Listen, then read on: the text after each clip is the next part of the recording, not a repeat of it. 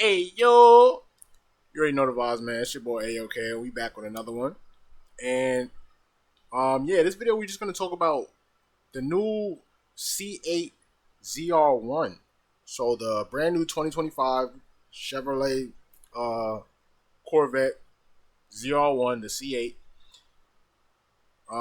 The news already came out and everything. I appreciate all the people that left likes and views on the leaked video that I had about the 204 mile an hour top, or not top speed, but 204 mile an hour run in a ZR1 with a ZTK package. So I definitely appreciate all the people that just gave it a view and the people that gave it a like and the comments and everything. So definitely I appreciate that. And yeah, I just want to drop another video just about the C8 ZR1. While it's a hot topic, I guess.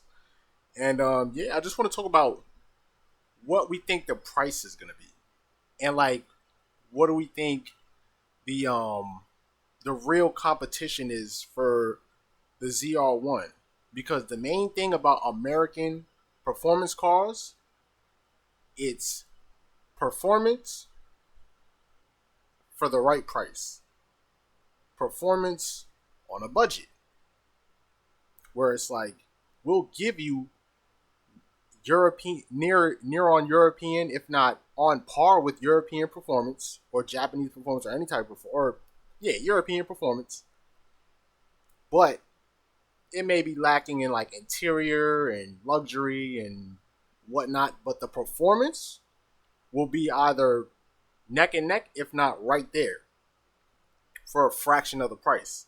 That's always been the American way when it comes to giving people performance cars for a budget, or for a bargain rather. And basically what I just want to get into is just first what the competition looks like for the C8 ZR1, man. Like what do we think is what do we think the competition is going to look like? Like what would you put it next to when let's start here. Let's start with the performance before we talk about the price. All of the parts involved, like everything's been strengthened. Like it's almost like if you took a Z06 and took it to a shop, like a high end performance shop, and said, "Yo, I want a built motor that can withstand 900 wheel horsepower. Can you do it for me?"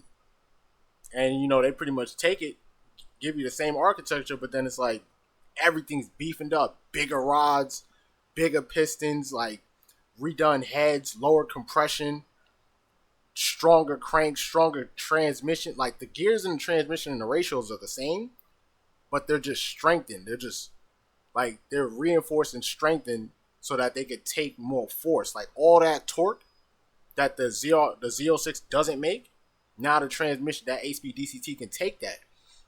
Something I wanted to pose is if it's almost an identical transmission and the only changes are internals, like if the TCU, well, I guess since the TCU is locked, it probably wouldn't work. I was gonna say if the TCU is unlocked, if somebody can unlock that TCU and you can take that DCT off a ZR1 and swap it onto a C8 Stingray that's been twin turbo, or a C8 E-Ray that's been twin turbo, or any other C8 that's been twin turbo, so that they can have that beefed up 8-speed DCT, that would be interesting.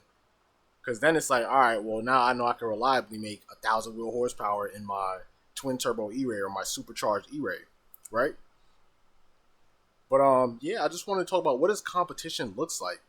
And we have a few people that's already talking about it. Like this one guy, definitely he's a big time drag racer. Definitely heavyweight on YouTube when it comes to the drag racing and really roll racing. So let me correct myself. Roll racing, big time YouTuber. Mods of Fame. Like he made a video just kind of putting in perspective what the 60 to 130 would look like, because again, that's a real roll racing channel. That's a roll racing aficionado right there. So like basically he was like, based off the top or the high speed runs, what does the C8 60 to 130 look like? Just based off the videos, it's not any draggy or anything like that. It's not anything with a drag or anything like that. So it's just kind of just trying to see, like, just kicking shit, like where does it stand? basically. And yeah, like the 60 to 130, which is kind of what I assumed. Like, and he just did this, like, just based off of just going off timestamps and whatnot. And he got a 0 to 60, I think 0 to 60. He got a 60 to 130 of about like high four, like 4.9s to like 5.2, 5.3. Really like 5.2. 5-second delta. So from 60 to 130, I can confidently say the new C8 ZR-1 is going to cover that distance between the range of, I'm going to say, as much as 5.3, because it looked to be a very low 5 to me, and as low, potentially, as about a 4.9. And the reason why I say that is because this is a internal combustion engine, an ICE vehicle. Everything matters. Traction matters in this particular case. Weather definitely matters. We don't know what the temperature is. We don't know what the DA is. We don't know how much moisture is in the air. All of that matters with internal combustion engines. And if you're going for a halo draggy 60 to 130 pass, then you need to make sure all of those things align perfectly. That'll really be something. I'm not gonna lie. Like, from factory, you're running a high 4, and let's just give it the benefit of the doubt. You're running a high 4. You're running a high 4, 60 to 130 from factory.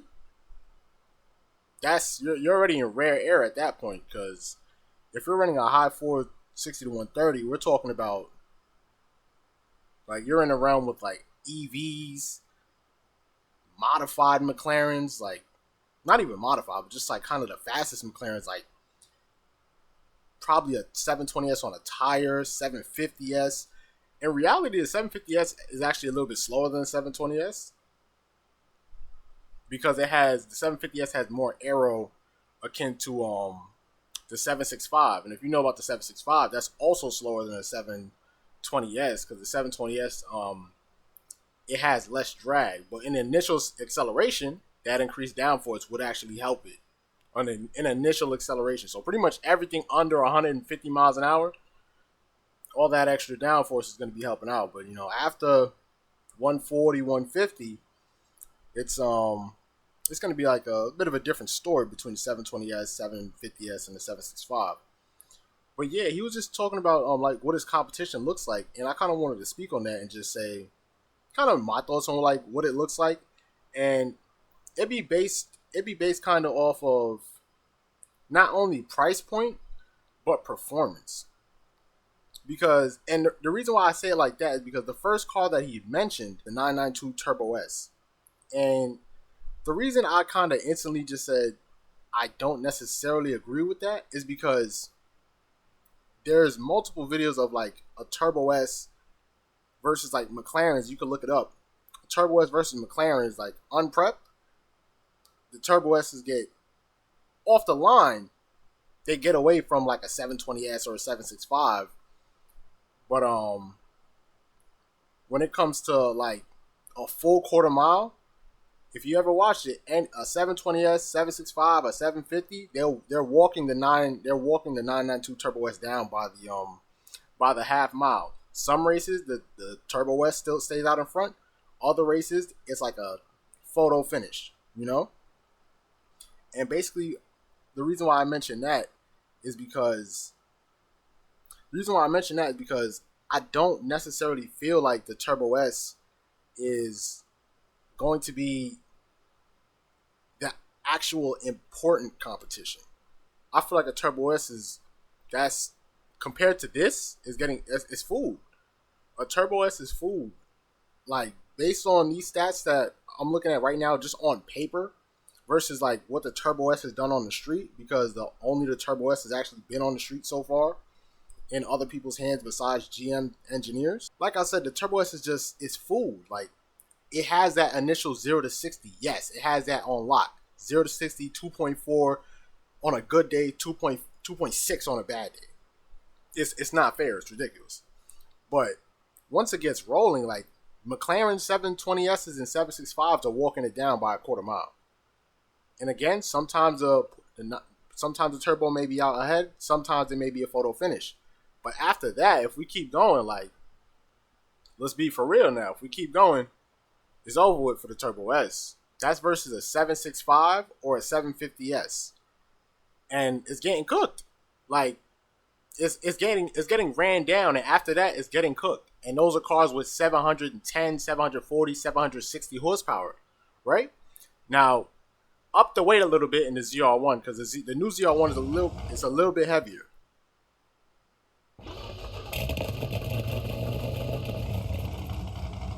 Up the weight in the ZR-1 a little bit, and it's a little bit heavier. So you do that, and it's like we're in a whole different conversation now because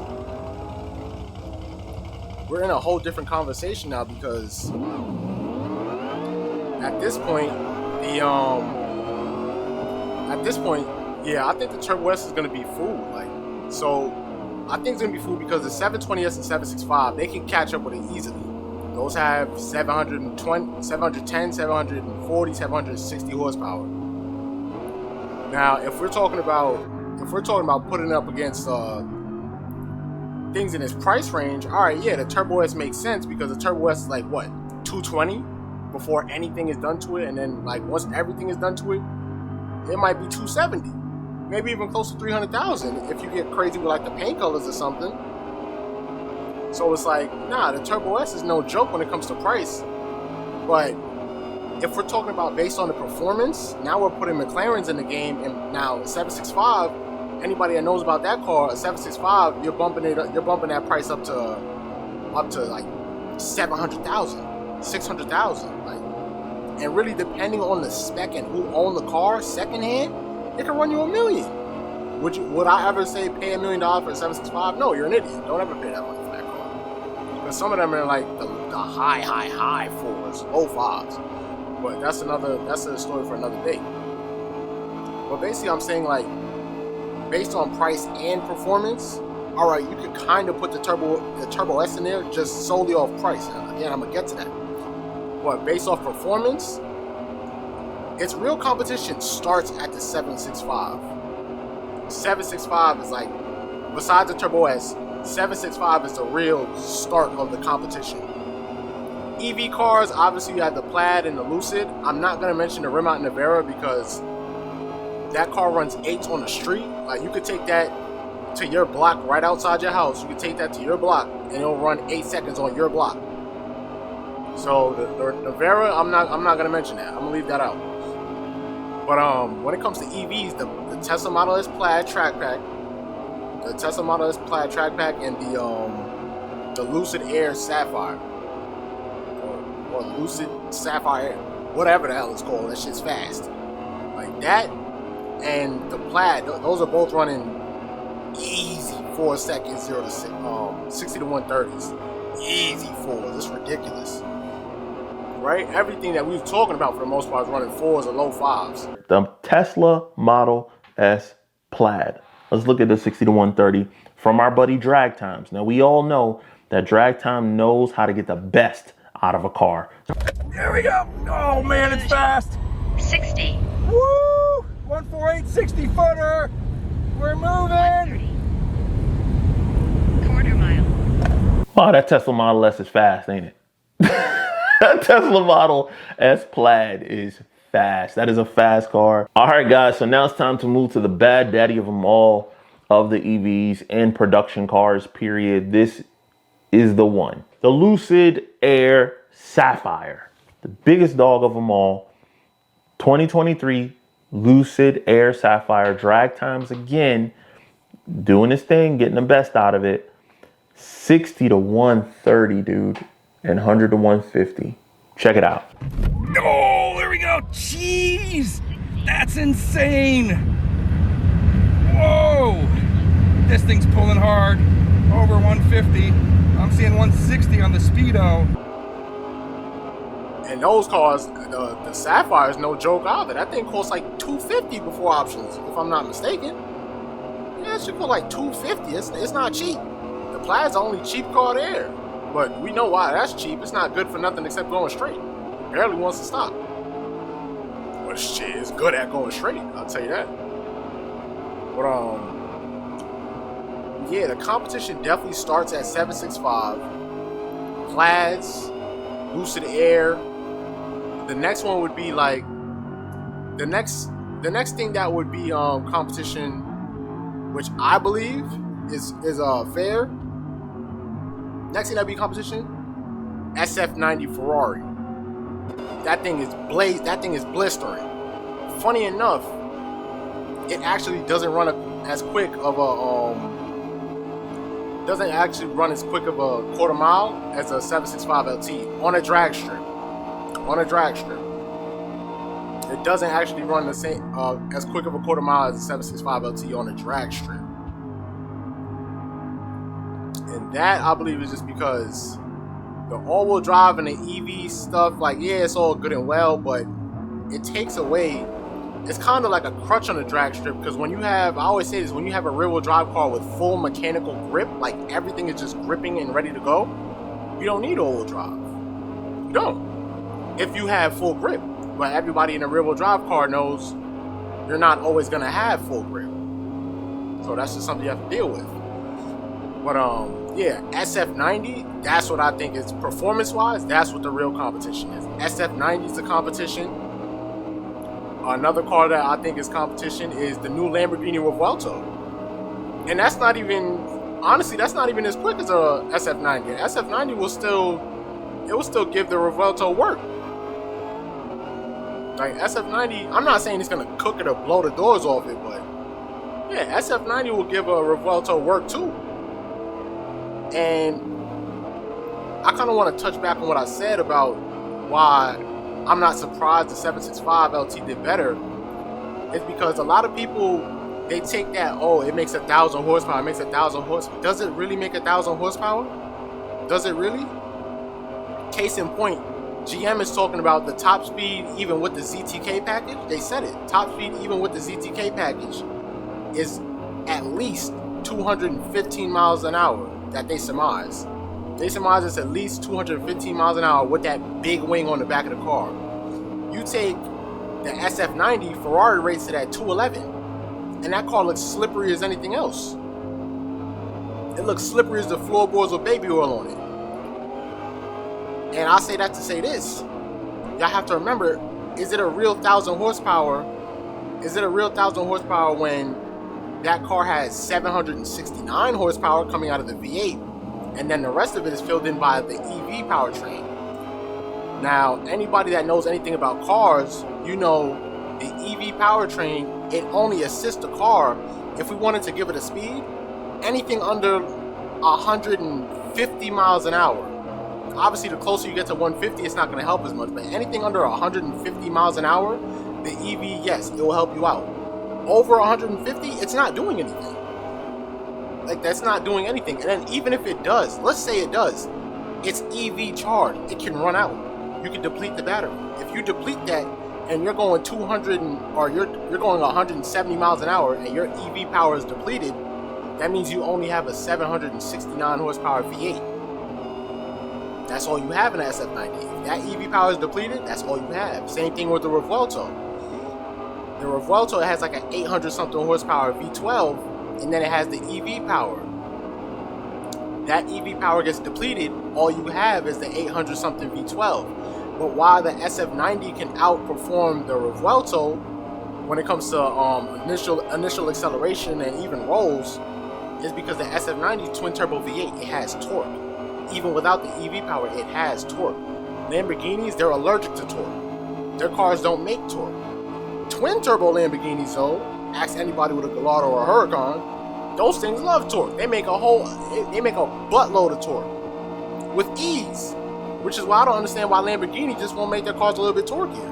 But they always make their cars NA until now, because the new Huracan replacement is going to be a twin turbo V8. So we'll see what that does. But that's why I say the SF90, based on performance, SF90, 765 is definitely the main competition. Revuelto is also in their main competition. Same thing as the C6 ZR1. The C6 ZR1, its main competition was Lamborghini Murcielago LP640. Another one is the Ferrari F430 Scuderia, or the 458 Italia when that came out. But yeah, that's what the C6 ZR-1 had to deal with. So it makes sense that this new C8 ZR-1 is dealing with the new Lamborghini V12 and the new V8 hybrid from Ferrari. Well, it's not so new anymore. That's the 90s, like 4 years old almost. But I say that to say this. That's crazy competition right there. Now you're talking about $700,000 range. Based on your performance, that's $700,000.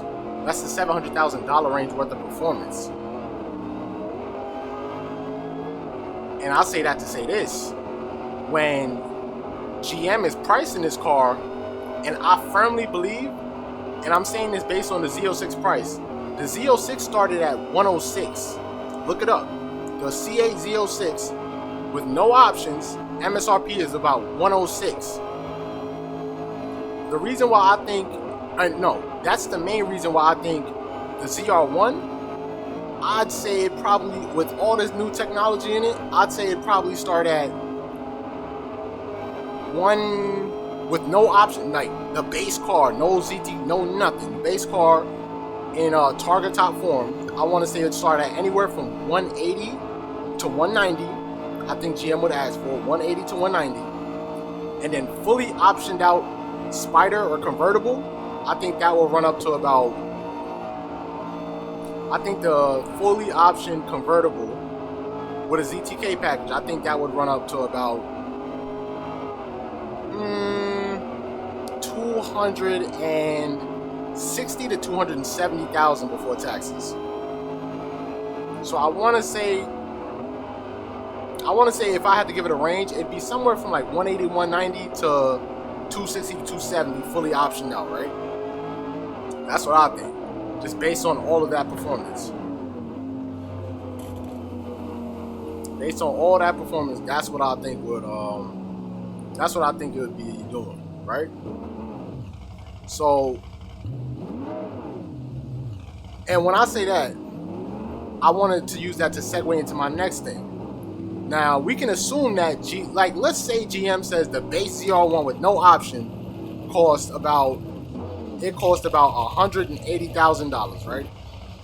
Let's say $180,000, not even $190,000, $180,000. Just because when you option it out, you option it to whatever it costs.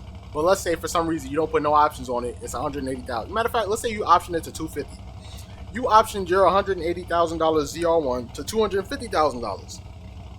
And then it gets to the dealership. Now, if you forgot what I just said about performance, go back to earlier in the video where I just said this car is performing with ease. It's blitzing a $250,000 Turbo S 992. I don't know about the 992.2 net. I don't know about that yet. The 992.2 Turbo S, it didn't come out yet.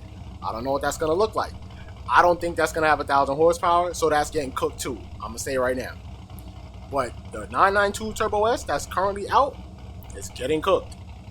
That's $250,000. Okay, that's about what this car might potentially cost, right? The ZR-1.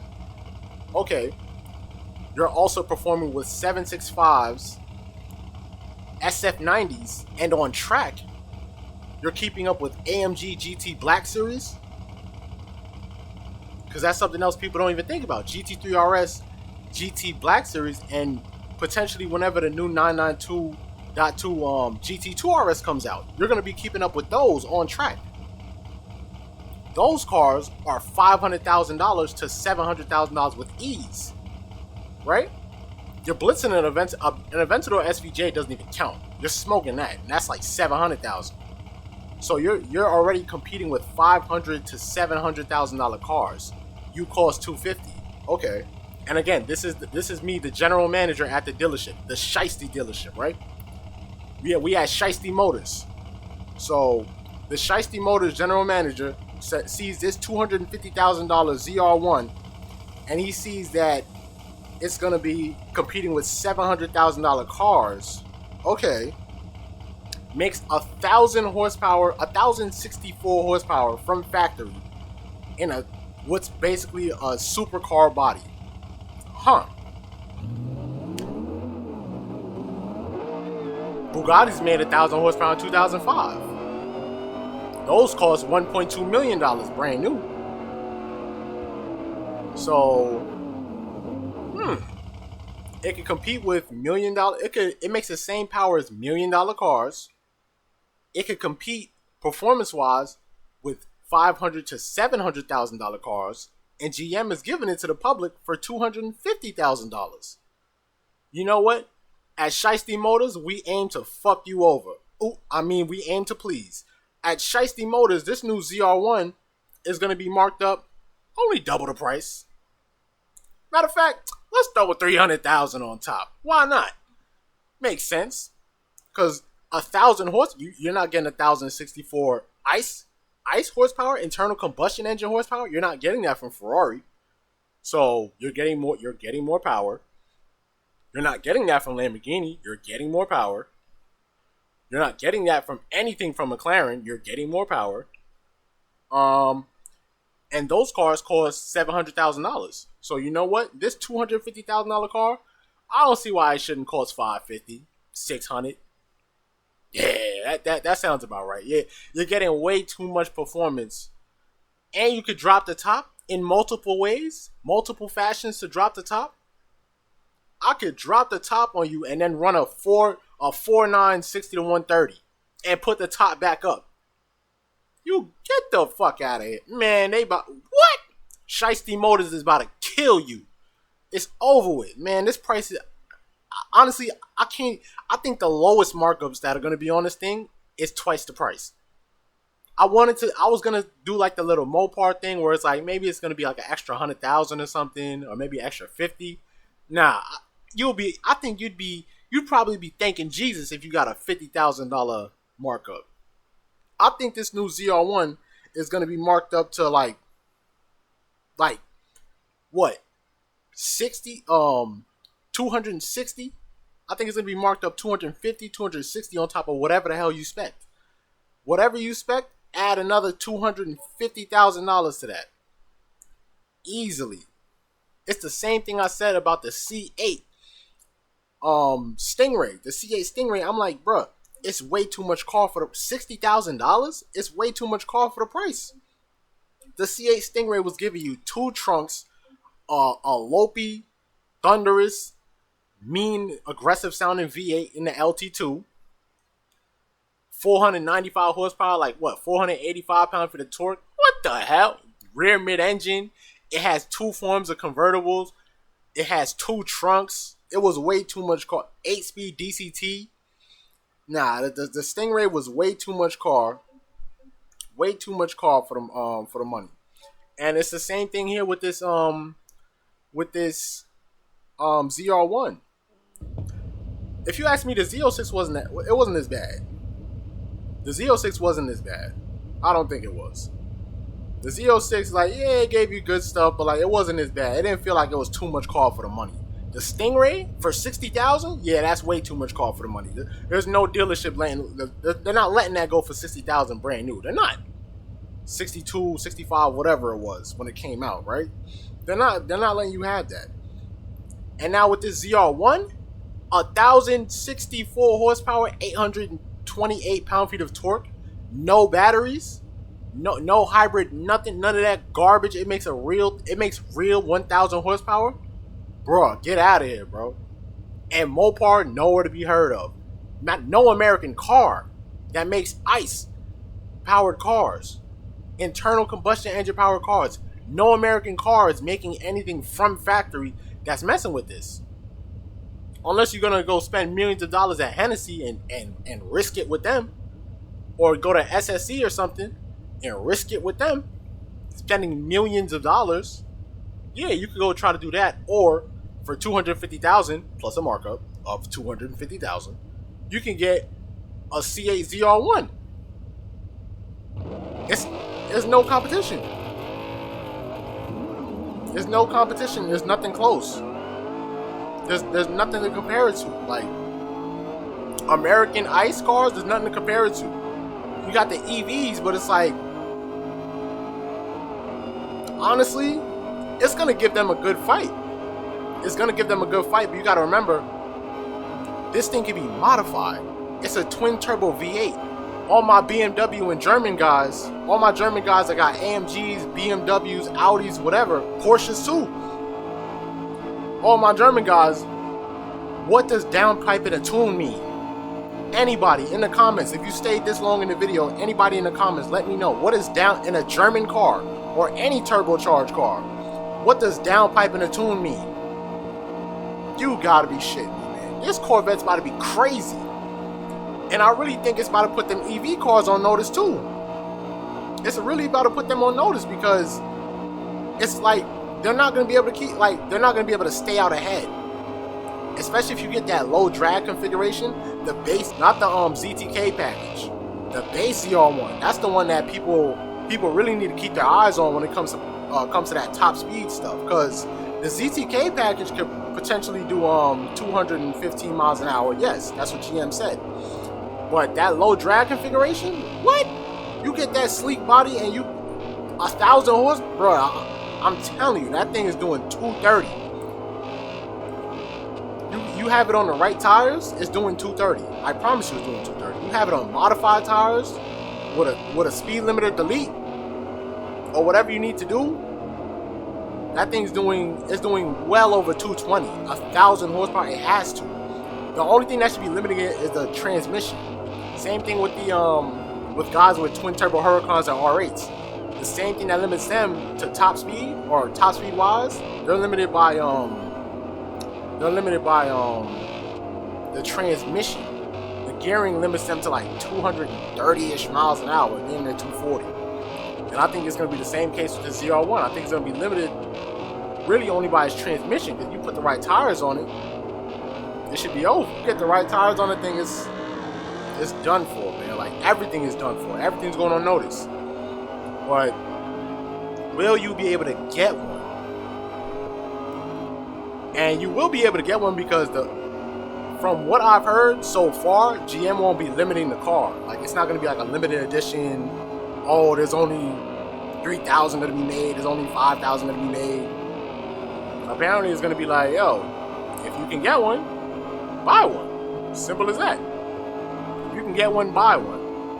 I like that because they're not gatekeeping on like examples or, you know, limited run. But if that's true and it's not being limited, it's like the first people that are trying to get the first ones, which I really wouldn't recommend. I never recommend buying a brand new car, but this, I'd say it's worth it. But when you pay that markup, bro, like, it's not gonna be worth it. 500,000 when the car costs potentially 250, 260. Like, I don't think so, bro. Like, and it's like, what are you about to tell them? Because somebody's gonna buy it, and that's the problem with markups. Like, you can't stop a markup if somebody's willing to buy it. If some idiot is out there that's gonna say, well, you know what, I got the money and I want it, so fuck everybody else that's trying to save money and pay the actual price. As long as you have people like that in this world, you're gonna pay a markup. So try as much as you want, but if you can't get people that are already dumb and pay markups when they don't have to, if you can't get them to stop doing it, dealerships are never gonna take the markups off. So I'm gonna let you know that right now. So if you can afford to buy one, and if you feel like paying $500,000 for it, go ahead. But that's just the thing that kind of messes with my head, because it's like $500,000, you're getting 1,000 horsepower ice 1,000 horsepower. It's not the fake ass fluffed up numbers from the Revuelto with hybrids and shit. It's not the fake ass fluffed up SF90 numbers and all them other hybrid bullshits. Like, it's not that. And those aren't bullshit cars. Those are great cars, by the way. But like, horsepower guys and like real fast car guys, they know like 1,000 horsepower combined EVs is not the same as 1,000 wheel horsepower or even 1,000 crank horsepower. Internal combustion, like, it's not the same. Like, it's cool, but it's not the same. So it's like, if you was to pay $500,000 for 1,000 horsepower from factory, but in a sleek 2-door sports car, supercar body, it's like, can you say it's not worth it? Because the SF90 is $500,000, because that depreciated like shit. SVJ and 765 LT is $500,000 to $700,000. So like you're getting it for around the same price, if not less than those. So can you really be upset that somebody's wanted to charge you $500,000? Let me know in the comments, because I don't know. Because like the performance just puts it in a weird spot. It's in a weird place because it's like it performs. We have to see what it actually does, but with that horsepower number on 93, this is not E85 Dodge. It's not race gas Dodge. It's not E30 tunes BMW. Like it's not none of that. It's 93 octane on non-trade 93 octane. This thing makes 1,064 horsepower. So name me one car that does that between 0 and $1 million. Name me one stock factory car that makes 1,000 plus horsepower with no hybrid assistance from 0 to $1 million. I'll wait. I won't go anywhere. I'll be right here. I'll wait. I will not go anywhere. That's what I'm saying. And I'm going to check the comments. If you stayed this far and you heard that, I'm going to check the comments. I want to see. Name the cars. Or name the car, because I don't even think there's one. 1,000 horsepower, ICE, and it's a factory production car, not a limited run, not a special edition, not some made up whisper ghost car that nobody ever had on the road, not no code red GT500, not a real car, a real production car that's not limited run that anybody supposedly can just buy. From 0 to $1 million, that makes 1,000 horsepower internal combustion engine. I'll wait. And it's like, I'm gonna wrap it up because I don't want to keep talking your heads off about it. But yeah, I think the price of the ZR-1 is just gonna be messed up because of the performance. Because a dealer could really sit there and ask you that same question I just asked. Name another car that can do that. All the other cars that do it with hybrid assistance, they cost $500,000 to $700,000. GM supposedly wants to charge you $250,000 for this car. That's cute. We're gonna charge you at Shiesty Motors. We're gonna charge you $600,000. If you don't like it, somebody else will. So, what are we gonna do? I don't know.